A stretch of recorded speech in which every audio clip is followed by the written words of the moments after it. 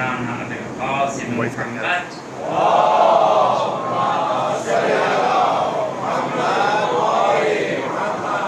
وعلى اهل بيته الطيبين الطاهرين لا سيما مولانا ومولى الكونين ابي الحسن والحسين امير المؤمنين علي بن ابي طالب عليهم السلام. اللهم صل على روحي وأرواح العالمين لتراب مقدمهم فداه والعن الدائم على أعدائهم إلى قيام يوم الدين. رب اشرح لي صدري ويسر لي أمري واحلل عقدة من لساني يفقهوا قولي. بسم الله الرحمن الرحيم. اللهم كن لوليك الحجة بن الحسن صلواتك عليه وعلى آبائه في هذه الساعة وفي كل ساعة وليا وحافظا وقائدا وناصرا ودليلا وعينا حتى تسكنه أرضك طوعا وتمتعه فيها طويلا.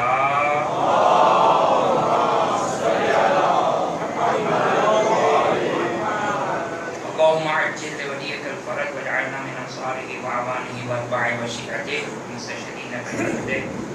أما بعد فقد قال الله سبحانه وتعالى في كتابه الكريم أعوذ بالله من الشيطان الرجيم بسم الله الرحمن الرحيم ألف لام ميم ذلك الكتاب لا ريب فيه هدى للمتقين الذين يؤمنون بالغيب ويقيمون الصلاة ومما رزقناهم ينفقون. وقال الله سبحانه وتعالى في مقام آخر لن تنالوا البر حتى تنفقوا مما تحبون وما تنفقوا من شيء فإن الله به عليم.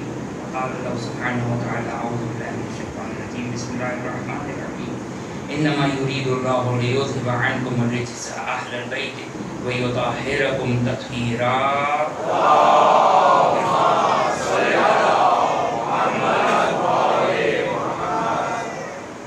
اس کے آغاز کرنے سب سے پہلے تو میں آپ لوگوں سے معذرت چاہتا ہوں کہ کافی تاخیر ہوئی ہے اور تاخیر کی وجہ بہرحال میں نہیں تھا، لیکن مقصد یہ ہے کہ انتظامیہ سے آپ لوگ کانٹیکٹ کر لیجیے گا کہ کل کی مجلس کا ٹائم ایگزیکٹلی کیا ہوگا. وہ افراد جو سر وقت پہنچے ہوئے ہیں ظاہر ان کے لیے کافی زحمت کا سبب بنا ہوگا، مناسب نہیں ہے اس طریقے سے. ہر انسان کا وقت قیمتی ہے، لہٰذا جو ہے وہ منتظمین سے بھی میری گزارش ہے کہ پرفیکٹ وقت کا اعلان کریں، چاہے کوئی آئے یا نہ آئے، ہم اپنی مجلس کو آغاز کر دیں. جو وقت پر پہنچ رہے ہیں وہ اس کا خمیازہ نہ بھگتے، لہٰذا یہ مناسب نہیں ہے. جو بھی اتنا وقت گزرا ظاہر ہے ان کے لیے بھی، منتظمین کے لیے بھی، چونکہ ایک اور مجلس اس سے پہلے ہوتی ہے وہ اس سے افیکٹ کرتی ہے، تو وہ جو بھی معلومات کر کے پراپر اعلان ہو جائے تاکہ مومنین جو جب آنا چاہے مرثی کے وقت میں آنا چاہے، مجلس کے وقت میں آنا چاہے، جو بھی ان کا وقت جو ان کے لیے سوٹیبل ہو. اور دوسرا یہ کہ میں نے چند آیات کو آپ کی خدمت میں سرنامہ کلام کے طور پر پیش کیا جو صرف آج کے دن کے لیے ہے. وہ دو آیات جو میں نے آپ کی خدمت میں تلاوت کی وہ اس مناسبت سے کہ جو پاکستان کے وہ مقامات جہاں پر سیلاب کی وجہ سے بہت سارے لوگ اور بالخصوص بہت سارے مومنین نہ کہ فقط ہم یہ کہیں کہ وہ متاثر ہوئے ہیں، نہیں، بلکہ جو کچھ ان کے پاس تھا وہ سب کچھ ختم ہو چکا ہے. اور سوشل میڈیا ظاہر ہے میں بھی گیا نہیں ہوں، لیکن سوشل میڈیا موثقین قابل بھروسہ افراد جو وہاں پر گئے جنہوں نے خود مشاہدہ کیا، بہت سارے ایسے طالب علم جو سندھ کے انٹیریئر سندھ کے تھے ہم سے کانٹیکٹ میں یا انڈائریکٹلی، تو جو صورتحال ہے وہ بہت ہی وخیم ہے، بہت ہی زیادہ خراب ہے.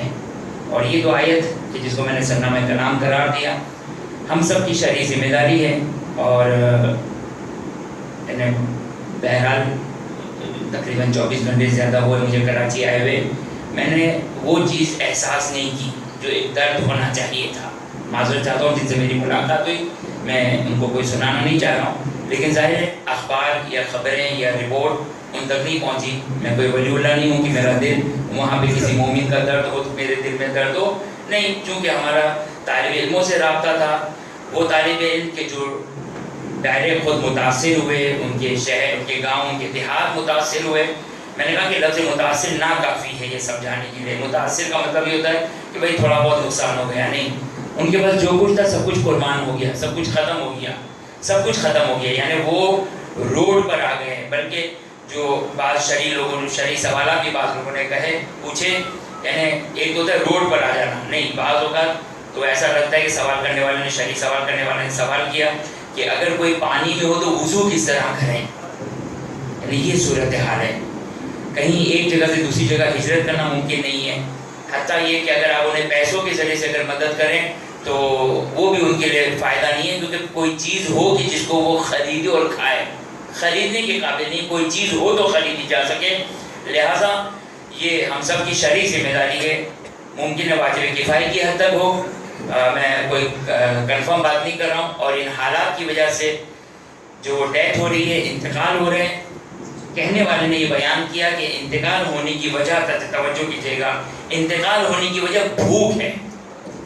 اور آپ جانتے ہیں کہ بھوک کی وجہ سے انتقال ہونا یعنی بہت دردناک ظاہر موت ہے، ایک اندازہ ہے، ظاہر ہے. تو یہ ہم سب کی شرعی ذمہ داری ہے. یہ تو آیت کا میں ترجمہ پڑھ دوں، پیغام میں نے آپ کی خدمت میں پہنچا دیا. یہاں پہ کوئی ایسا نہیں ہے کہ مجلس کے بعد کوئی جمع کرنے والا ہے، کوئی آپ سے جو وہ کوئی جمع کرنے والا سلسلہ ہے. نہیں، آپ ہر شخص جو آپ کے برابر میں ہے، کوئی زیادہ بہت دور نہیں، کسی دوسرے ملک میں نہیں پہنچانا ہے. لہٰذا ہر شخص اپنے اپنے جاننے والے، اپنے جو بھی ان کے سورسز ہیں اس کے اعتبار سے وہ معلومات لیں. اور جہاں تک یعنی آنکھ بند کر لینے سے ذمہ داری پوری نہیں ہوگی. اور یعنی حقیقت یہ ہے، یعنی مجھے بہرحال ایک یہ موقع ملا کہ میں نے 5, 10, 15, 20, 50 لوگوں کے درمیان کے کاموں تک میں یہ بات پہنچا سکا ہوں. لیکن میں نے اپنی کوئی شرعی ذمہ داری پوری نہیں کی اس سلسلے میں. یعنی یہاں تک طالب علم کے تھرو جو ہم تک پیغام پہنچا کہ ایک دیہات کی بات ہو رہی ہے، ایک گاؤں کی بات ہو رہی ہے. آپ کا تک مجھے نہیں معلوم ہے سندھ کے سلسلے میں یا پاکستان کے حالات، یعنی پاکستان کی جو زمینی حالات ہے، زمینی جو مقامات ہیں، میں بہت زیادہ واقف نہیں ہوں. لیکن محسوس ہے کہ گاؤں کے گاؤں، دیہات کے دیہات بہت سارے جو وہ تباہ ہو چکے ہیں. ایک گاؤں کا ایک طالب علم یہ بیان کرتا ہے کہ ان کے انڈر میں 2 گاؤں تھے. تو کہتے ہیں کہ دن کے 4000 روپے کا کھانا وہ ڈیلی تیار کر رہے ہیں. 4000 لوگوں کا 4000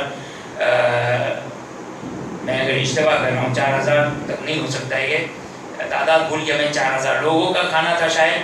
اور وہ خود 30 لاکھ روپے خرچ کر چکے ہیں. جو خود اس طالب علم جس کا سب کچھ برباد ہو چکا ہے، ختم ہو چکا ہے، جو نقل ہوا ہم تک، جو ان کے گھر کے زیورات تھے وہ انہوں نے بیچ دی. اب کہتے ہیں کہ اب ہمارے پاس مومنین کو کھلانے کے لیے کوئی مدد اور کوئی قوت نہیں ہے ہمارے پاس. لہٰذا یہ ایک شرعی ذمہ داری ہے، اخلاقی شدید ذمہ داری ہے. یہ وہ اخلاقیات نہیں ہے کہ آپ خیریت سے ہیں، ٹھیک ٹھاک ہیں، کسی سے ہنسی مذاق سے خوش اخلاقی سے ملنا، نہیں. یہ وہ شرعی ذمہ داری ہے کہ جو قیامت کے دن جواب دہی یہی ہے.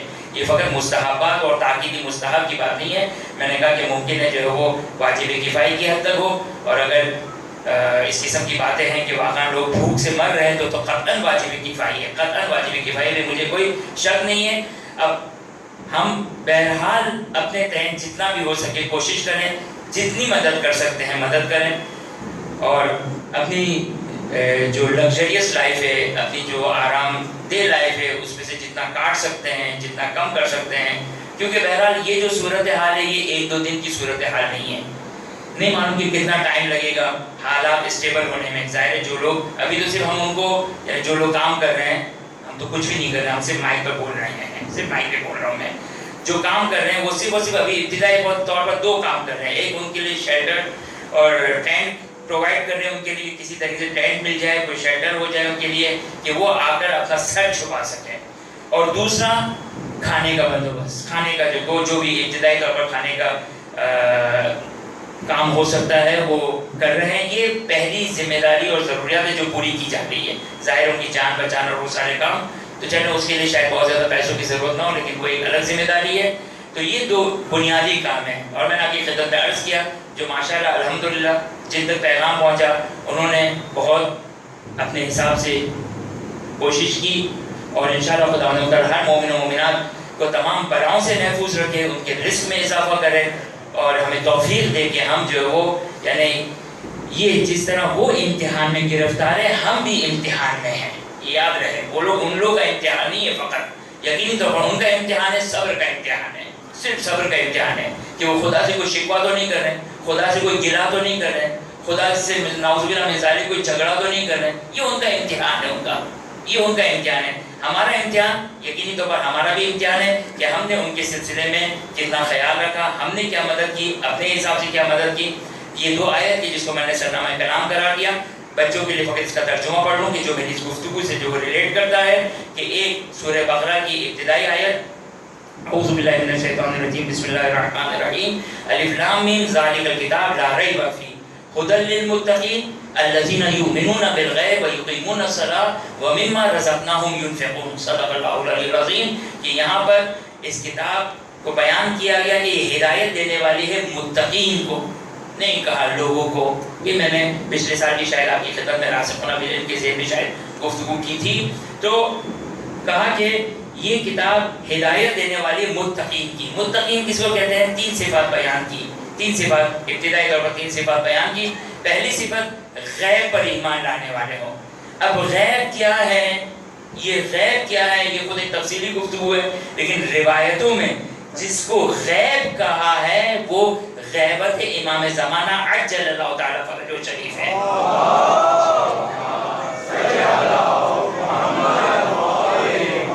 بس وہ غیب پر ایمان لانے والے. بس متقی کا دائرہ واضح ہو گیا کہ متقین کون ہیں، نہ کہ فقط امام زمانہ علیہ السلام کی. ظاہر واضح ہے، یعنی از ایکول ٹو ہے یہ کہ امام زمانہ کی امامت اور ولایت کو ماننے والے ہوں اور غیب پر ایمان رکھنے والے ہوں، غیب پر ایمان رکھنے والا ہو. اور آج کا جوان بہرحال کوشش کریں کہ امام زمانہ عجل اللہ تعالیٰ فرجہ شریف کے سلسلے میں جتنی روایات کو پڑھ سکتے ہیں اپنے ایمان کو محکم اور مضبوط کریں. دنیا کی طاقتیں، سوشل میڈیا، دنیا کی جو بھی تبلیغات اور جو بھی پریچنگ وغیرہ ہے وہ ان کو کسی طریقے سے ان کے ایمان کو متزلزل نہ کریں. کیونکہ بس یہ اشارتاً میرا موضوع نہیں ہے، یہ آیت کا ٹکڑا آیا تو میں ایک بات کہہ رہا ہوں کیونکہ میرا بچہ اور جوان یاد رکھیے گا. غیبت کے زمانے کا امتحان یہی ہے کہ یہ غیب پر ایمان باقی نہیں رہے گا. غیب پر ایمان، میں ایک لفظ استعمال کیا، یہ روایتوں کی روشنی میں نے یہ لفظ استعمال کیا، اگرچہ ہو گیا استعمال لیکن صحیح استعمال کیا. غیب پر ایمان باقی نہیں رہے گا، نہ کہ غیب پر ایمان نہیں رکھتا ہوگا. غیب پر ایمان نہ رکھتا ہو یہ مومنین کے بارے میں نہیں ہے، یہ امتحان نہیں ہے. امتحان کیا ہے؟ وہ غیب پر ایمان ان کا باقی نہیں رہے گا. اور یہ روایتوں نے بالکل 2+2 بالکل صاف بیان کر دیا ہے کہ غیبت کے زمانے کا امتحان غیب کہ یہ ہے کہ غیبت کے اوپر جو وہ امام کی غیبت کے اوپر اسے امام کی ولایت، ظاہر غیبت میں شک ہوا تو ولایت میں خود بخود شک ہو جائے گا، امام کی ولایت اور امامت میں شک. دوسرا جملہ الذی یقیمون الصلاۃ، نماز کو قائم کرنے والا ہو. یہ مومن کی جو ہے وہ مومن کی تعریف ہو رہی ہے. توجہ کیجیے گا، یہ بالکل ابتدائی سورہ بقرہ کی ابتدائی آیت مومنین کی تعریف ہو رہی ہے. وہ مومنین کون ہیں؟ مومنین یہ کہ جو غیب پر ایمان رکھتا ہو، نماز کو قائم کرتا ہو، وَمِمَّا رَزَقْنَاهُمْ يُنْفِقُونَ. نہیں کہا قرآن نے خمس کی طرح نہیں کہا کہ جو بچ جائے اس میں سے تم جو خمس نکال دینا. مما رزقناہم ينفقون، جو اور بالخصوص یہ جو حالات جس کے بارے میں نے آپ کی خدمت میں عرض کیا، یہ ایک قرآن کی آیت کہ جو خداوند متعال متقی کی آخری صفت مما رزقناہم ينفقون، جو ہم نے رزق دیا اس میں سے وہ انفاق کرتے ہو. اور دوسری آیت کی جس کو میں نے سرنامہ کلام قرار دیا وہ ہے لن تنالوا البر حتى تنفقوا، لن تنالوا البر حتى تنفقوا مما رزقناهم. عجیب ہے یہ آیت کہ نیکی ہی نہیں ہے، لیکن یہاں پر ساری نیکی آ گئی. اب میں اپنے بچوں اور جوانوں کی خدمت میں ایک جملہ بیان کر دوں، چاہے قرآن کی آیات ہو چاہے روایات ہو، ہم قرآن کی ایک آیت سے پورا دین نہیں بنا سکتے ہیں. ایک روایت، معتبر روایت سے پورا دین نہیں بنا سکتے ہیں. اب میں کہوں، اب میں اس آیت کو اس طرح بیان کرنا چاہوں کہ دنیا کی ساری نیکیاں ختم، یہ قرآن کی آیت کہہ رہی ہے کہ دنیا میں اگر کوئی نیکی ہے تو وہ انفاق ہے. نہیں، یہ حق نہیں میرے پاس، یہ حق نہیں ہے کہ قرآن کی ایک آیت سے دین کو بیان کیا جائے. یا ایک معتبر حدیث سے دین کو بیان کیا جائے، نہیں، یہ انصاف نہیں، یہ درست نہیں ہے۔ لہٰذا اسی لیے فقہا، مراجع، مجتہدین جو 30 سال حوض علمیہ میں زحمت اٹھاتے ہیں، کیونکہ قرآن کی تمام آیات کو سامنے رکھتے ہیں، تمام روایات آل محمد علیہ السلام کو سامنے رکھتے ہیں، اور اس کے بعد ایک حکم شرعی کو بیان کرتے ہیں۔ بہرحال قرآن کی یہ آیت کیا ہے؟ لن تنالوا البر۔ اب یہ اگر یہ ہم ہو اور یہ آیت ہو تو یہی ترجمہ ہے کہ نیکی ہے ہی نہیں۔ میں صرف قرآن کی آیت کا ترجمہ کر رہا ہوں۔ حتی لن تنالوا البر، کہ لن آتا ہے، لام نون لن آتا ہے نفی ابدی کے لیے، یعنی پاسبل ہے۔ جس طریقے سے یہ آیت کا یہ لفظ کہاں پر آیا ہے؟ لن ترانی یا موسیٰ، اے موسیٰ تم مجھے دیکھ نہیں سکتے، ہرگز ہرگز نہیں دیکھ سکتے ہو۔ کہ جس کے ذریعے سے ہمارے علماء بھی یہ استدلال کرتے ہیں کہ خداوند متعال نہ دنیا میں نظر آ سکتا ہے نہ آخرت میں نظر آ سکتا ہے۔ لن ترانی یا موسیٰ، اے موسیٰ تو مجھے نہیں دیکھ سکتے ہو ہرگز ہرگز۔ لہٰذا وہ لوگ، وہ مسلمان جو کہتے ہیں کہ خداوند متعال آخرت میں مومنین کو نظر آئے گا، یہ آیت اس کو ڈینائی کر رہی ہے، اس کی نفی کر رہی ہے۔ بہرحال یہ آیت کیا کہہ رہی ہے؟ لن تنالوا البر، تم نیکی تک نہیں پہنچ سکتے ہو۔ کب تم نیکی تک پہنچو گے؟ حتی تنفقوا مما تحبون، جو تم پسند کرتے ہو نا، جو دیتے ہو وہ تو اتنا پسند شاید نہ ہو، جو تم پسند کرتے ہو وہ انفاق کرو، جو تم پسند کرتے ہو وہ انفاق کرو۔ بہرحال یہ دو آیات میں نے موضوع سے ہٹ کر جو ہے وہ آپ شاید 10-12 منٹ لیے معذرت چاہتا ہوں، لیکن یہ ایک اہم اعلان تھا جو آپ کی خدمت میں کرنا ضروری تھا۔ ایک درود پڑھ دیں محمد وعلی محمد پر۔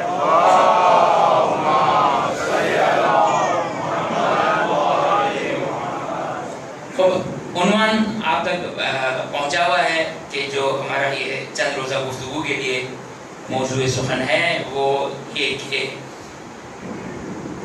عصمت اہل بیت اطہار علیہ السلام، عصمت اور امام سجاد علیہ السلام کے یہ مرکب موضوع رکھنے کا بہرحال ایک خاص مقصد تھا کہ انشاءاللہ شاید آگے بات واضح ہو کہ عصمت عین صاد میم اور فاطمہ والی تے، اگر جو اردو میں لکھتے ہیں تو بڑی تے کے ساتھ لکھتے ہیں، جب اردو میں لکھتے ہیں تو عصمت بڑی تے کے ساتھ لکھتے ہیں، عین صاد۔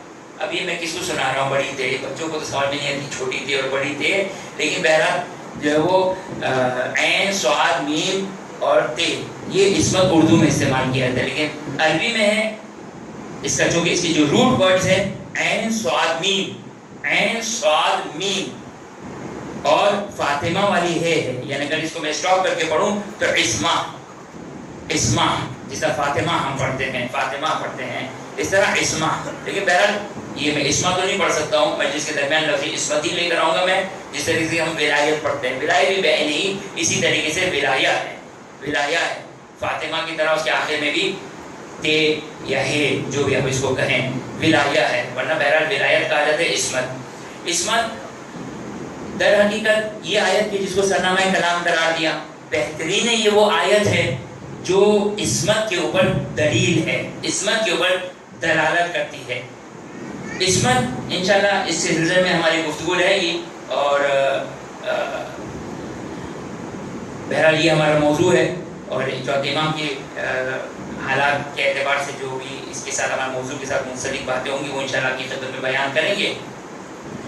عصمت کے معنی ہوتے ہیں کسی چیز کو کسی چیز سے بچانا۔ اب اس کا متعدی معنی لیں تو یہ بنے گا، اگر لازم معنی لیں تو یہ ہوگا کوئی چیز کسی چیز سے بچے، بچنے والی چیز، بچنا کسی چیز سے۔ اسی لیے عربی میں ایک لفظ استعمال ہوتا ہے ماء المعتصم، وہ پانی جو کل پانی ہے، جاری پانی ہے، اس کو کہا جاتا ہے ماء المعتصم۔ یہی روٹ ورڈز ہیں عین صاد میم، ماء المعتصم۔ کیوں کہا جاتا ہے اس کو ماء المعتصم؟ اس لیے کہا جاتا ہے کہ یہ کل پانی اگر اس میں نجاست گر جائے، اس میں نجاست گر جائے تو یہ پانی نجس نہیں ہوتا ہے۔ اگر ماء المعتصم کسے کہتے ہیں؟ اگر اس میں نجاست گر جائے تو وہ پانی نجاست پذیر نہیں ہے، نجاست اپنے اندر نہیں لیتا ہے۔ تو جن کو خدا معصوم بنا دیتا ہے وہ بھی رجس سے رجس پذیر نہیں ہے، رجس کو قبول نہیں کرتا ہے، اپنے قریب رجس نہیں آنے دیتا ہے۔ یہ بہرحال معنی اس کا لغوی معنی، اور انشاءاللہ اس پر مزید گفتگو رہے گی کہ عصمت ہم جب عصمت پر گفتگو کرتے ہیں، عصمت پر جب ہم گفتگو کرتے ہیں تو فقط یہ نہیں ہے کہ جو بھی معصوم ہے، اچھا جس آیت کو میں نے سرنامہ کلام قرار دیا، دیکھیں معصوم دو حصوں میں ہم اس کو ڈیوائیڈ کرتے ہیں، ایک انبیاء کی عصمت، انبیاء کے معصوم ہونے کو ڈسکس کیا جاتا ہے، ایک جو ہے وہ ائمہ اطہار علیہ السلام کی عصمت اور ان کے معصوم ہونے کو ڈسکس کیا جاتا ہے۔ مزے کی بات یہ ہے، اس اعتبار سے مزے کی بات کہ قرآن میں صراحت کے ساتھ، اگرچہ اشارتاً اور کنایتاً ممکن ہے انبیاء کے لیے بھی استفادہ ہو، لیکن قرآن نے جہاں پر تمام عالم اسلام اور اس میں سر فہرست تشیع جو انبیاء کی عصمت کو ڈیفینڈ کرتے ہیں، انبیاء کی عصمت کا دفاع کرتے ہیں، ائمہ اطہار کی روایت کی روشنی میں سب سے آگے اگر آپ کو عصمت کے سلسلے میں جو ڈیفینڈ کرنے والے، انبیاء کی عصمت کے سلسلے میں جو سب سے زیادہ دفاع کرنے والے ہیں انبیاء کی عصمت کو، وہ تشیع ہے، وہ شیعہ ہے، جو سب سے زیادہ جو وہ ڈیفینڈ کرنے والے انبیاء کی عصمت کو۔ تو توجہ کیجئے گا، دو حصوں میں اس کو ڈیوائیڈ کریں، معصوم کو دو حصوں میں ڈیوائیڈ کریں۔ عصمت سے ہم نے نکالا معصوم، عصمت در حقیقت اس صفت کو کہتے ہیں، اس کوالٹی کو کہتے ہیں۔ اگر آپ کے پاس علم ہے تو علم کوالٹی ہے، لیکن آپ کو کیا کہا جائے گا؟ عالم۔ آپ صاحب نہیں، آپ کے پاس اگر علم ہے تو علم کوالٹی ہے، علم صفت ہے۔ آپ خود کیا ہو جائیں گے جب کوالٹی آپ کے ساتھ میچ ہو جائے گی، کوالٹی آپ کے اندر اتر جائے گی تو آپ بن جائیں گے عالم۔ عصمت بھی اسی طریقے صفت ہے، عصمت ایک صفت ہے علم کی طرح۔ جس ذات میں عصمت آ جائے اس کو معصوم کہتے ہیں، جس ذات میں عصمت آ جائے اسے معصوم کہتے ہیں۔ انشاءاللہ آپ کی خدمت میں مزید آگے، چونکہ یہ بہرحال ایک موضوع مشکل موضوع ہے، خشک موضوع ہے، اور وہ موضوع ہے کہ جس پر بہرحال یعنی خود بخود خشک ہو جائے گا۔ ہر وہ کلام، ہر وہ بحث جو علماء جا کے سکون سے استراحت کے ساتھ خالی الذہن ہو کر جس پر ریسرچ کرتے ہیں، وہ ہمیشہ خشک گفتگو ہوتی ہے، وہ معذرت کے ساتھ وہ ہمیشہ خشک گفتگو ہوتی ہے، اور خشک گفتگو کبھی بھی ممبر کے ساتھ میچ نہیں کرتی ہے۔ ایک درود پڑھتے محمد وآل محمد۔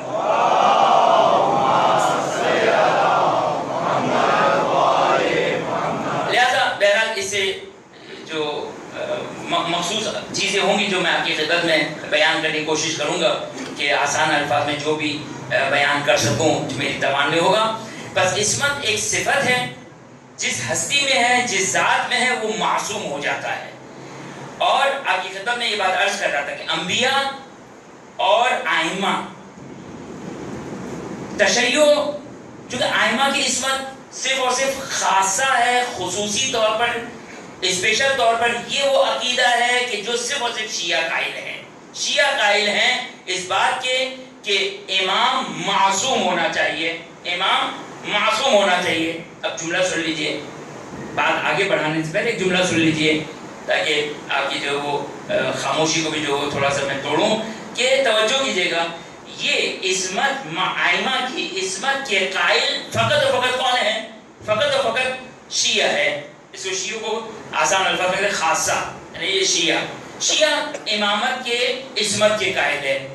کیوں 2+2 4 ہے؟ کیوں 2+2 4 ہے؟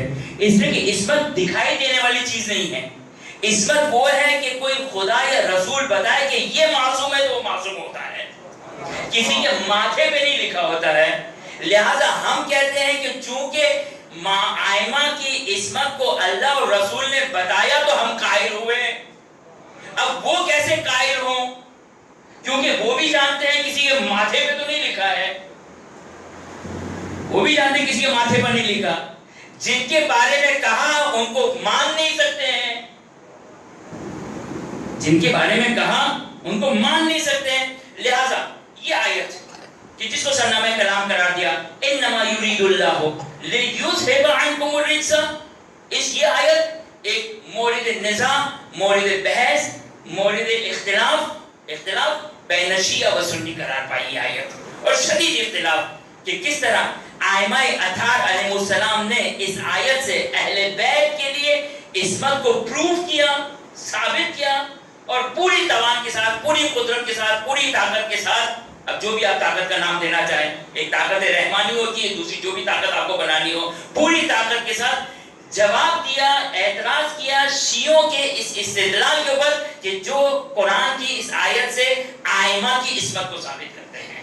بس ملاحظہ فرمایا آپ نے کہ آئمہ کی عصمت فقط اور فقط خاصہ ہے، شیعوں کا خاصہ ہے۔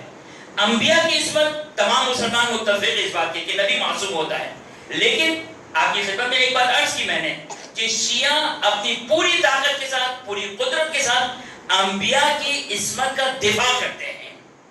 انشاءاللہ آپ کے سامنے بیان کروں گا، لیکن یہ بہت ضروری ہے تاکہ پتہ چلے مذہب حق پتہ چلے، ہمیں پتہ چلے کہ آل محمد کا دین کیا ہے، ہمیں پتہ چلے کہ آل محمد خود کہاں ہے۔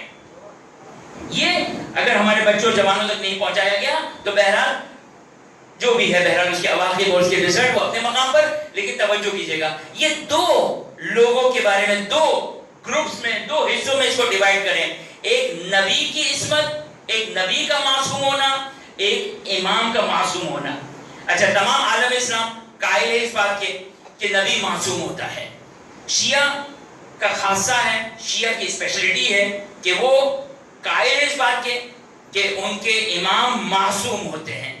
اب آپ کی خدمت میں ایک نقطہ بیان کروں، توجہ کیجئے گا کہ میرا جو سرسری بہت ہی قرآن پہ آپ کی طرح میرا بھی سرسری سا مطالعہ ہے، وہ بہت زیادہ ڈیپلی نہیں ہے، عصمت کے اوپر انبیاء کے لیے بہت وضاحت کے ساتھ، آپ توجہ کیجئے، واضح ہوگا میرے ساتھ ہے آپ انشاءاللہ، انبیاء کی عصمت پر اتفاق ہے، انبیاء کی عصمت پر اتفاق ہے تمام مسلمانوں کا، لیکن اس کے باوجود میرا جملہ ساتھ ساتھ یاد رکھیے گا، اگرچہ آپ کو شاید بڑا متضاد جملہ لگے، تضاد بھرا جملہ لگے، کانٹرڈکٹ جملہ لگے، لیکن اگر سمجھ میں آ گیا تو صحیح، ورنہ شاید ممکن آگے والی گفتگو میں بھی یہ بات واضح ہو جائے۔ تمام انبیاء کی عصمت پر اتفاق ہے تمام مسلمانوں کا، لیکن سب سے زیادہ شیعوں نے، علماء شیعوں نے انبیاء کی عصمت کا دفاع کیا۔ یہ کانٹرڈکٹ بات ہے، میری تضاد والی بات ہے۔ ایک دفعہ آپ کہہ رہے ہیں مولانا سارے کے سارے مسلمان متفق ہیں، پھر آپ کہہ رہے ہیں کہ دفاع بھی کیا، تو ہاں اسی سے بات سمجھ میں آ رہی ہے کہ کچھ دال میں کالا ہے۔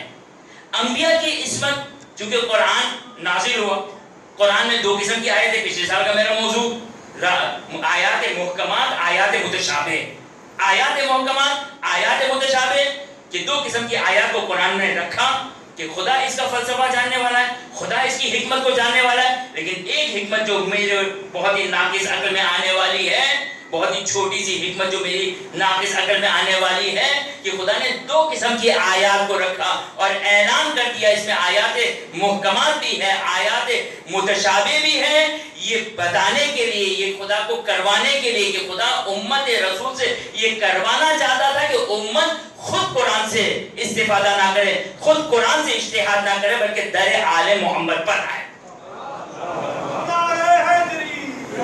محمد صلوات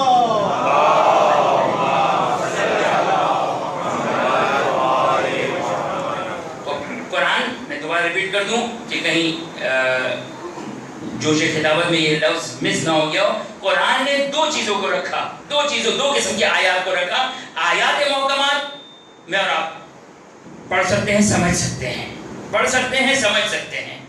آیات متشابہ، قرآن کا دعویٰ یہ کہ نہیں سمجھ سکتے ہو، قرآن نے صاف کہہ دیا۔ اب مسلمانوں سے سوال ہے، حسبنا کتاب اللہ والوں سے سوال ہے، کیا کروں ان آیات کو؟ فقط تبرکن استعمال کروں یا یہ قرآن نازل ہوا ہے ہدایت کے لیے، آیات متشابہ کو نکال دوں؟ یہ ایک سوال ہے، لیکن ہمارے لیے پرابلمٹک نہیں ہے، ہمارے لیے مشکل نہیں ہے، ہمارے لیے کوئی مسئلہ نہیں ہے، ہمارے لیے مسئلہ نہیں ہے۔ یہ قرآن آیات محکمات، آیات متشابہ، ہم آیات محکمات کی تفسیر میں بھی در آل محمد پر جاتے ہیں، آیات متشابہ کو سمجھنے کے لیے بھی در آل محمد پر جاتے ہیں۔ بہرحال اس موضوع پہ میں نے گزشتہ سال بڑی تفصیل سے گفتگو کی، بس توجہ کیجیے گا کہ قرآن میں میرے فہم، میرے جتنا بھی میں نے قرآن کی آیات پڑھی، کہیں بھی مجھے انبیاء کی اچھا جو جملہ میں آگے بیان کر رہا تھا وہ تضاد والا میرا تضاد جملے کی تشریح کر رہا تھا کہ انبیاء تمام انبیاء کے معصوم کے تمام مسلمان قائل ہیں، اور جو ہے وہ شیعہ بالخصوص اور شیعوں نے دفاع کیا ہے عصمت انبیاء پر. یہ جملہ میں نے کیوں کہا، بات آگے بڑھے گی تو انشاءاللہ کی خدمت میں اس کی تفصیل آئے گی. انشاءاللہ کوشش کریں گے جتنا بھی اس موضوع کا حق ادا کر سکیں اپنے فہم کے اعتبار سے آپ کی خدمت میں بیان کر سکوں. چونکہ خداوند متعال نے جو قرآن نازل کیا ہے، قرآن جو نازل کیا ہے اتنا آسان نہیں ہے. بہت سے مقامات پہ بہت سارے سوالات پیدا ہوتے ہیں، اور بہرحال گزشتہ سال کی گفتگو کو تکرار نہیں کرنا چاہتا. اب بہت سے مقامات پر انسان اگر قرآن کی آیات پڑھے تو نبی کا نعوذ باللہ گنہگار ہونا دکھائی دیتا ہے. نعوذ باللہ مثالی. اب کون تشریح کرے گا، کون بتائے گا؟ مجھے بتانا یہ قرآن کی آیت ہے، یہ قرآن کی آیت ہے، رسول کی حدیث آپ کے پاس موجود نہیں ہے. اب کون بتائے گا اس قرآن کی آیت کا میں کیا کروں؟ جس سے پتہ چل رہا ہے، توجہ کیجیے گا، دیکھیں مسلمان کس طرح گرفتار ہے. عقل کہتی ہے نبی معصوم ہونا چاہیے، قرآن کہتا ہے نبی نے گناہ کیا. کس کو جھٹلائیں؟ اگر عقل کو جھٹلاتے ہیں تو توحید بھی چلی جائے گی. تو اسی عقل سے تو ہم نے اللہ کو پہچانا، اسی عقل کے ذریعے سے تو نبی کو پہچان مانا. باقی آگے کی بات نہیں کرتا ہوں. اسی عقل کے ذریعے سے تو قیامت پر عقیدہ رکھا، یہ عقل کے ذریعے سے. لہذا عقل کی بات مانو، عقل کی بات مانو یا قرآن کی بات مانو. اچھا یہ میں آپ کی خدمت میں بچوں کی خدمت میں بات عرض کر دوں، عقل کوئی کھیل نہیں ہے. ہر چیز کو ہم عقل کا حکم لگا دیتے ہیں، میری عقل صبح و شام میری عقل چل رہی ہوگی. یہ اس عقل کی بات نہیں ہے، یہ وہ عقل نہیں ہے. یہ ہمارا خیال ہے کہ یہ عقل کہہ رہی ہے. یہ در حقیقت بعض اوقات میرا مزاج جو کہہ رہا ہوتا ہے اس کو میں عقل کا نام دیتا ہوں. میرا ماحول کے تقاضے بعض اوقات ہوتے کہ میں یہ بات کہوں، اس کو میں عقل کا نام دیتا ہوں. یہ وہ عقل نہیں ہے. اب یہ کون سی عقل ہے، کیا ہے عقل، کس کو کہتے ہیں عقل؟ وہ عقل کے جس کے ذریعے سے توحید پہچانی جاتی ہے. روایتوں کے مطابق خدا نے 2 قسم کے نبی دیے ہیں. توجہ کیجیے گا، بات آئی ہے ایک جملہ تو آپ کی خدمت بیان کر دو. خدا نے 2 قسم کے نبی بھیجے. اصول کافی کی روایت ہے 2 قسم کے نبی بھیجے. 2 قسم کے نبی، ایک نبی ظاہر ہے، ایک نبی باطن ہے. عقل کا رتبہ ذرا دیکھیے، عقل کا رتبہ کتنا عظیم ہے، لیکن اس کو کنٹرول کر کے رکھنا ہوتا ہے. ہاں اس کو کنٹرول کر کے رکھنا ہوتا ہے. بلکہ آسان اچھے الفاظ میں یہ کہوں، عقل کو کنٹرول نہیں کیا جاتا ہے. ہم کو نہیں پتا کہ عقل کا استعمال کہاں ہوتا ہے، ہمیں نہیں پتا ہوتا. ہم سمجھے ہم اپنی عقل کا استعمال کر رہے ہیں. بھائی مولانا فجر کی 2 رکعت کیوں ہے؟ ہم سمجھتے ہیں عقل کو استعمال ہے. نہیں، یہاں پر عقل کیا کہتی ہے؟ امام نے کہہ دیا سر تسلیم خم، سر جھکا دو، 2 رکعت نماز پڑھو، السلام علیکم ورحمۃ اللہ. یہ عقل کا استعمال نہیں ہے. بس توجہ کیجیے گا، 2 قسم کے نبی ہے روایت کے بقول. 2 قسم کے نبی ہے، ایک نبی باطن، ایک نبی ظاہر. نبی ظاہر 1,24,000 انبیاء. نبی باطن کس کو کہا ہے نبی؟ کہ ظاہر اگر میں فراموش نہ کروں تو روایت کا جملہ ہے، وہ اس جملے کے بعد روایت کا جملہ آپ کی خدمت بیان کروں. نبی باطن کس کو کہا ہے روایتوں نے؟ اس کو کس کو کہا ہے؟ ہمارے عقل کو نبی باطن کا. نبی کا کام کیا ہوتا ہے؟ نبی کا کام ہوتا ہے ہدایت دینا. عقل کا کام کیا ہے؟ ہدایت. یاد رکھیے، عقل کبھی بھی گمراہی کی طرف راستہ نہیں دکھاتی. لفظ ہدایت نہیں کہہ سکتا میں. کبھی عقل جو وہ غلط راستہ نہیں دکھا سکتی ہے. یہ ممکن نہیں ہے، یہ ممکن نہیں ہے. اب یہ خود عقل بہت ہی مشکل گفتگو ہے.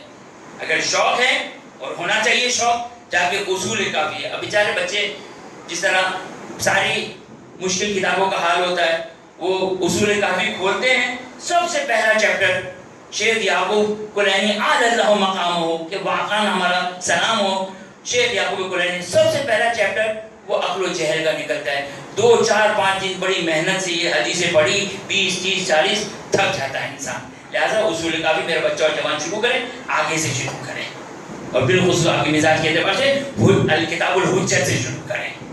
کتاب الحجت سے شروع کریں. یہ آل محمد ہے کہ جن کی برکتوں سے ہدایت حاصل ہوتی ہے. بس توجہ کیجیے گا، عقل کیا ہے؟ 2 قسم کی نبی، ایک نبی ظاہر انبیاء. عقل کو نبی باطن کہا ہے، اور بعض روایت اگر میں اشتباہ نہ کروں، روایت کا جملہ ذرا ملاحظہ فرمائیں کہ عقل کا مقام کتنا بلند ہے، لیکن انسان کو یہ پتا ہونا چاہیے کہ عقل کی حد اور حدود بھی کتنی ہیں. دو چیزیں ہیں، عقل کا مقام اور عقل کی حد اور حدود کتنی ہیں، یہ معلوم ہونا چاہیے.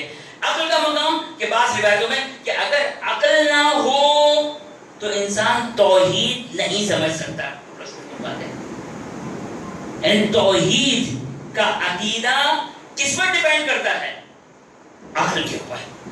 نبوت و امامت و رسالت و قیامت تو بہت دور کی بات ہے. اگر عقل نہ ہو تو انسان لا الہ الا اللہ نہیں پڑھ سکتا ہے. عقل نہ ہو تو انسان توحید و خدا پر عقیدہ نہیں رکھ سکتا ہے. بس آپ نے ملاحظہ فرمایا. ایک درود پڑھتے محمد وعلی محمد.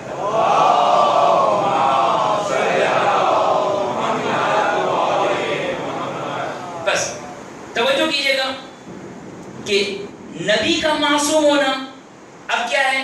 قرآن کی آیات. ایک مسلمان جب قرآن کے سامنے بیٹھتا ہے تو اس کے اندر جنگ شروع ہوتی ہے. عقل اور قرآن کی جنگ ہو نہیں سکتی. یاد رکھیے گا قانون عقلی ہے کہ کبھی بھی عقل پرفیکٹ عقل جس کو میں نے ڈیفائن نہیں کیا، یعنی خود عقل کو ڈیفائن کرنے کی ضرورت ہے، عقل کی تعریف کرنے کی ضرورت ہے، عقل کی تشریح کرنے کی ضرورت ہے. عقل کس کو کہتے ہیں؟ ابھی آپ سمجھ لیں عقل کوئی ہوگی چیز، ہوگی کوئی شے، اس عنوان سے سن لیں. اگرچہ عقل ہے، قطعاً عقل ہے، آپ کے پاس، میرے پاس، سب کے پاس ہے، ہر شخص کے پاس عقل ہے، لیکن بعض وقت ہمیں سمجھ نہیں آ رہی تھی کہاں عقل شروع ہوتی ہے، کہاں سے ہمارا وہم شروع ہوتا ہے، کہاں سے عقل شروع ہوتی ہے، کہاں سے مزاج شروع ہوتا ہے، کہاں سے عقل شروع ہوتی ہے، کہاں سے نفس پرستی شروع ہوتی ہے. یہ ہر انسان کے پاس عقل ہے، ہر انسان کے پاس عقل ہے. الحمدللہ میں عاقلوں کے درمیان گفتگو کر رہا ہوں، عاقلوں کے درمیان گفتگو کر رہا ہوں، اور ماشاءاللہ صاحبان عقل اور اعلیٰ درجے کے صاحبان عقل ہیں جو میری مشرک گفتگو کو سننے کی بیچارے کوشش کر رہے ہیں. ایک درود پڑھتے محمد وآل محمد پر.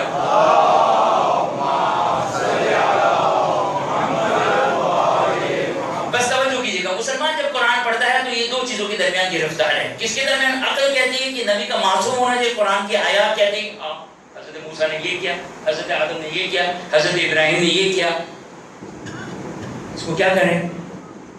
تو اب لہذا شیعہ آتا ہے. اب انہوں نے ظاہر نبی کو دفاع بھی کرنا ہے اور نبی کو معصوم بھی بیان کرنا ہے اور قرآن کو بھی صحیح رکھنا ہے. لہذا آپ سمجھ لیں کہ کیسی کھچڑی پک رہی ہوگی کہ ایک طرف سے نبی کی عقل کو بھی، نبی کی عصمت کو بھی بچانا ہے اور قرآن کی آیات اس کو بھی بچانا ہے. لیکن جو در آل محمد پر اپنی پیشانی کو ٹیکتے ہیں، جو ہمیشہ در آل محمد سے، اور خداوند متعال نے ہدایت کا ذریعہ آل محمد علیہ السلام کو اس دنیا میں بھیجا، اور یہ یاد رکھیے گا اس کا عصمت سے تعلق ہے. آل محمد معصوم، ہدایت کا تعلق عصمت پر ڈیپینڈ کرتا ہے. عصمت کس پر ڈیپینڈ کرتی ہے یہ انشاءاللہ آنے والی گفتگو پہ آپ کی خدمت بیان کروں گا. لیکن آل محمد علیہ السلام نے ایک ایک آیت کا جواب دیا. لہٰذا یہ میرا وہ جملے کی تشریح تھی جو میں نے بہت ہی اختصار کے ساتھ آپ کی خدمت میں بیان کی. کیا دوبارہ بیان کر دوں کہ تمام مسلمان قائل ہیں اس بات کے کہ 1,24,000 انبیاء معصوم ہیں. سب سے زیادہ تشیع نے علماء کی روایات کی ذیل میں اور الحمدللہ اہل بیت اطہار کی روایت کی روشنی میں انہوں نے پورے طریقے سے انبیاء کی عصمت کا دفاع کیا. لیکن توجہ کیجیے گا، یہ نقطہ قابل توجہ ہے جو میں جس کے لیے آپ کی خدمت میں آپ کو زحمت دے رہا تھا. اس نقطے کے لیے میں نے جتنا بھی مطالعہ کیا، جتنی مجھے آیات یاد ہے جو فی الحال اجمالی طور پر معلوم ہے، میرے اس میں کہیں اتنی وضاحت اور صراحت کے ساتھ توجہ کیجیے گا. پھر ریپیٹ کر رہا ہوں میں ایک ریپیٹ معذرت کے ساتھ ایک جملہ ریپیٹ کر رہا ہوں. انبیاء کی عصمت کیا ہوئی؟ انٹرنیشنل، تمام مسلمان قبول کرتے ہیں، تمام مسلمان قبول کرتے ہیں. صحیح. اس کے باوجود آپ لوگوں نے مسلمانوں کی مشکل کو احساس کیا کہ قرآن کی آیات کے ساتھ یہ عقیدہ میچ نہیں کر پا رہا ہے. یہ ہو گیا ساری داستان اس کی. انبیاء کی عصمت انٹرنیشنل، سب قبول کرتے ہیں، انٹرنیشنل سارے مسلمان قبول کرتے ہیں. ائمہ کی عصمت صرف اور صرف شیعہ افراد، شیعہ اثنا عشری 12 امام شیعہ، وہ اماموں کی عصمت کے قائل ہیں. یہاں پر ایک نقطہ کی خدمت میں عرض کر دوں. 12 امامی کیوں کہا؟ اس لیے کہ جنہوں نے بھی دیکھو کوئی بھی 2 4 5 امامی نہیں ہے ہمارے پاس، 6 امامی بھی نہیں ہے. جب کہتے ہیں نا 6 امامی، نہیں 6 امامی بھی نہیں ہے، وہ 52 امامی ہیں. کوئی ہے ایسے جنہوں نے 3 پہ آگے سٹاپ کر دیا ہو، 6 پر آگے سٹاپ کر دیا ہو، 11 پر آگے سٹاپ کر دیا؟ نہیں. پھر انہوں نے کیا کیا؟ اپنے امام بنانا شروع کیا.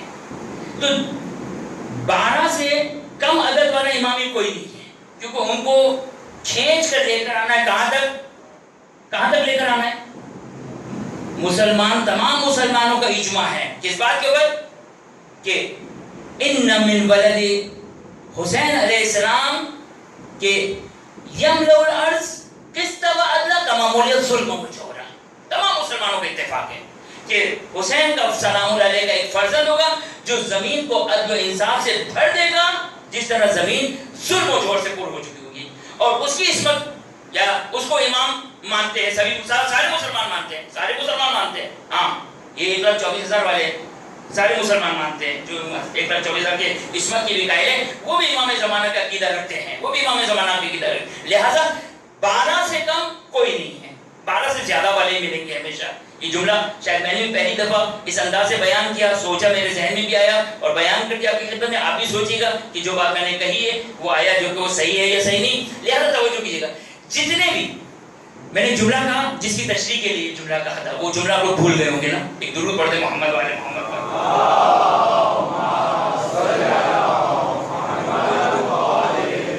مجھے بھی اپنے اوپر تعجب ہو رہا ہے کہ وہ گزشتہ جملہ بھی مجھے یاد ہے کہ میں کان چھوڑ کر آگے بڑھا تھا. توجہ کیجیے، ایک جملہ میں آپ کی خدمت میں بیان کر رہا تھا کہ فقط 12 ہے. کیا ہے فقط 12؟ جو امام کی 12 امام کے ماننے والے فقط وہ ہیں. بہت مشکل جملہ ہے یہ، تھوڑی سی توجہ چاہیے. درود پڑھتے محمد والے محمد پر.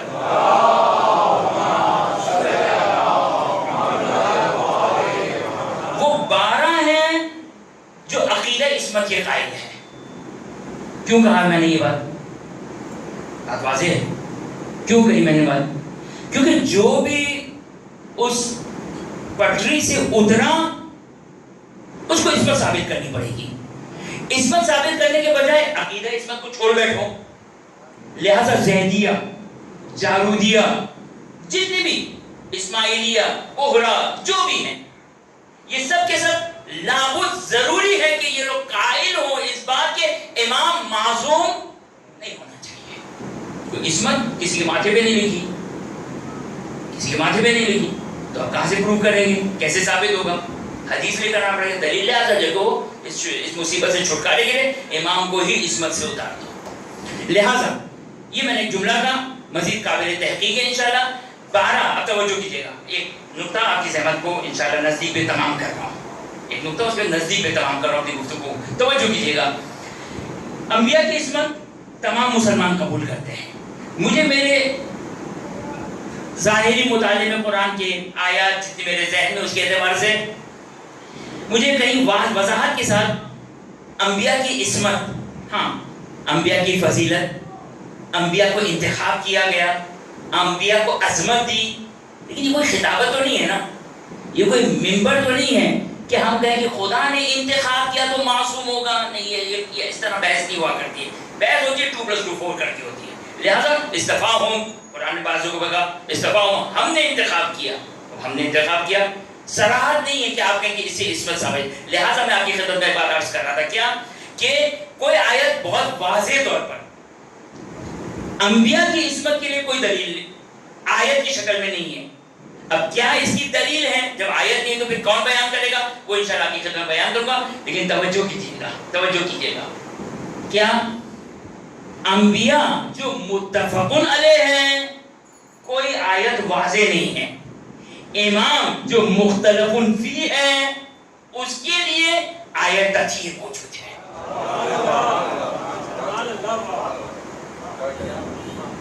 انما یرید اللہ لیذھب عنکم الرجس اہل البیت ویطہرکم تطہیرا.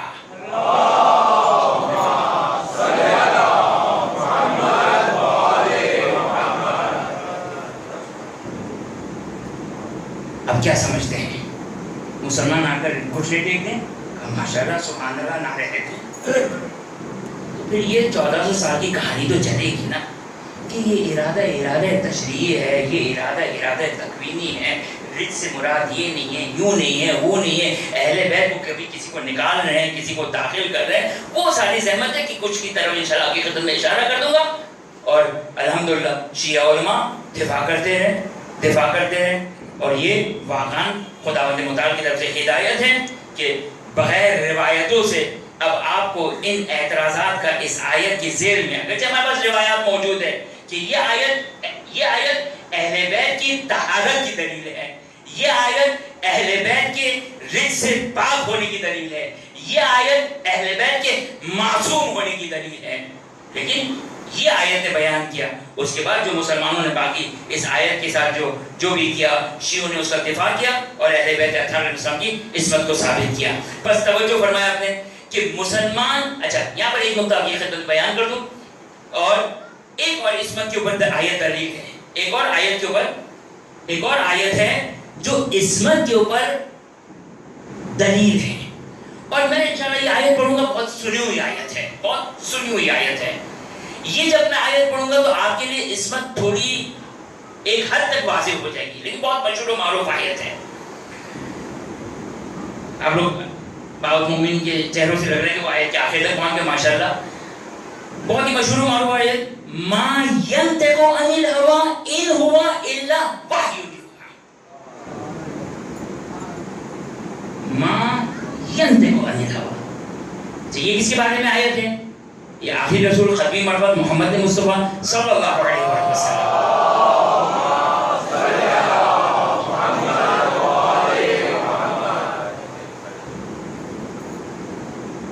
ضرور پڑھ دیں محمد والے محمد.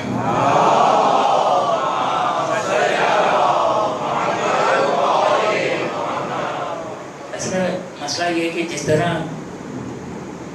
نیوز چینل کی ریٹنگ ہوتی ہے نا، اس طرح جو مجھے اپنی مجلس کی ریٹنگ بھی گرتی ہوئی نظر آ رہی ہے. میں نے کوئی مجلس میں نعرہ نہیں لگوایا، تو یہ جو ہے نا وہ گراف گر گیا. بہرحال نہیں میں جو کہ وہ ایک مذاق کر رہا تھا، لگا دیں، لیکن مجھے کوئی نعرہ نہیں لگوا دیتا.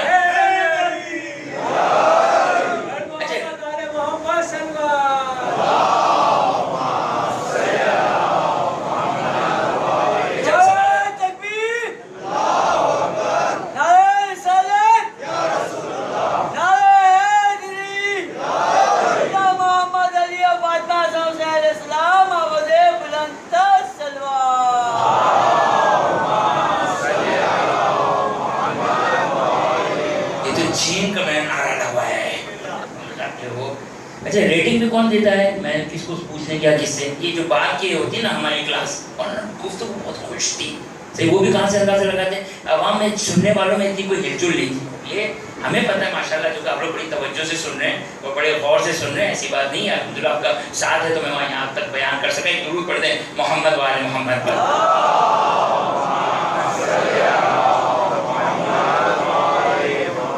اب یہ آیت کا اپنے بچوں کے لیے ترجمہ کر دوں.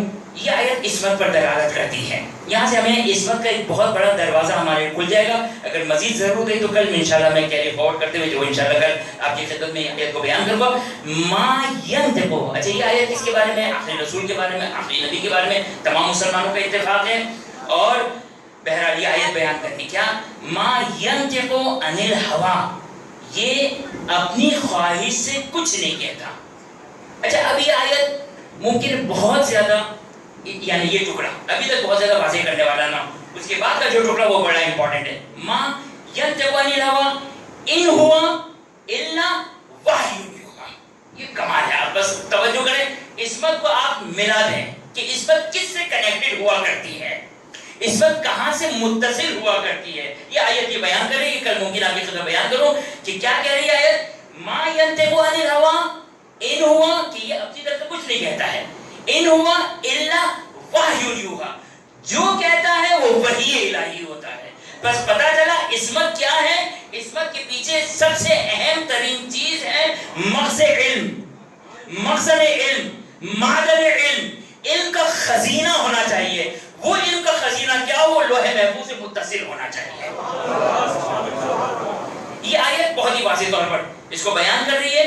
اور انشاءاللہ کل آپ کی خدمت میں ایک روایت ہے جو آج تک کبھی میں موفق نہیں ہوا ہوں. طویل روایت ہے، بہت ہی خوبصورت روایت ہے. ہمارے موضوع سے بھی بہرحال ایک حد تک منسلک امامت کے سلسلے میں 8ویں امام کی روایت ہے، بڑی تفصیلی روایت ہے، اور مقام اور عظمت امامت کو بیان کیا. انشاءاللہ کوشش کروں گا کہ آنے والی گفتگو میں اس حدیث سے تھوڑی بہت آپ کی خدمت میں اس کو بیان کرنے کی کوشش کروں گا. لیکن عصمت انسان کو خطا سے محفوظ رکھتی ہے، انسان کو عصمت خطا سے محفوظ رکھتی ہے. اور واقعاً انسان کی زندگی میں خطا دکھتی ہے، اور جب مورخ کسی کے حالات بیان کرے اور حالات بیان کرنے میں مورخ اپنی پوری کوشش کے باوجود اس کی خطا کو نہ نکال سکے، عصمت کی بو آتی ہے، عصمت سمجھ میں آتی ہے. تاریخ میں ہمارے پاس ایسے بہت سی ہستیاں ہیں. سارے فہرست حضرت زینب کبریٰ سلام اللہ علیہا.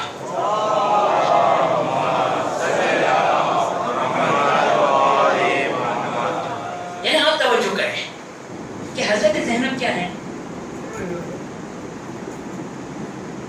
یعنی کس طرح امامت اعتماد کرنی ہے شخصیت زینب کے اوپر.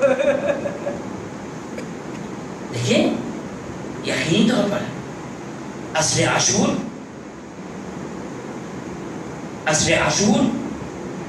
جنگ کربلا ختم ہو گئی، لیکن نہضت حسینی، پیغام حسینی، مولا حسین کا پیغام، وہ تو اس وقت تک چلتا رہا جب تک کہ یہ لوٹا ہوا کاروان مدینے واپس نہ پلٹ آئے.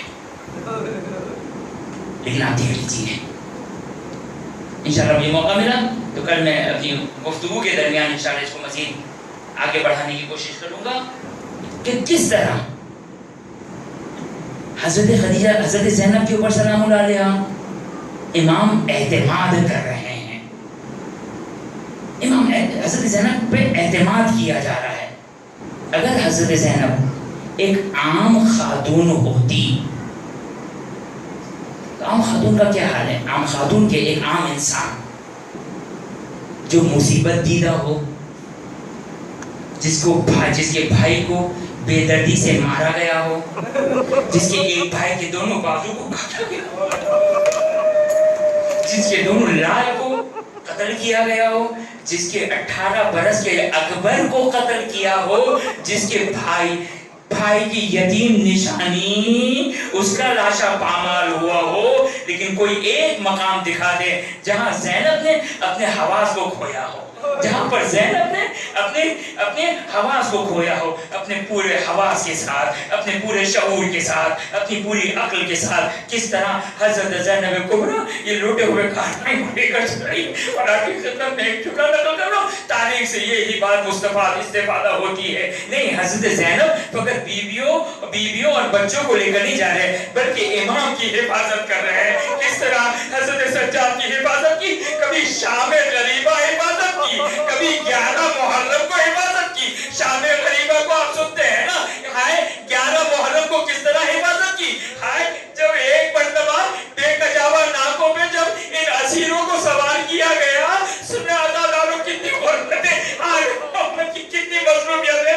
ارے یہ واقعہ فقط ختم نہیں ہو گیا، یہ واقعہ ختم نہیں ہوا. ارے حسین کی غربت، حسین کی مصیبت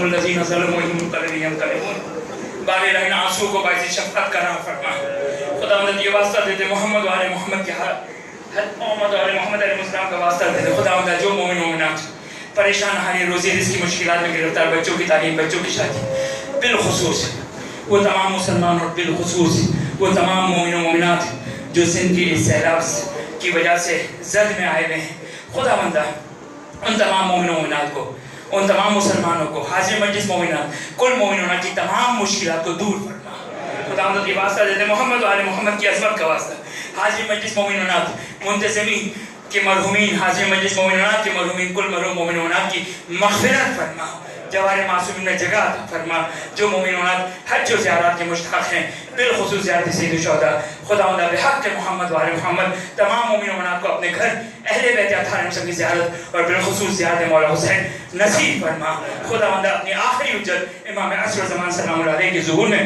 تعجیل فرما ہمیں ان کے آوان و انصار میں قرار فرما ماتم حسین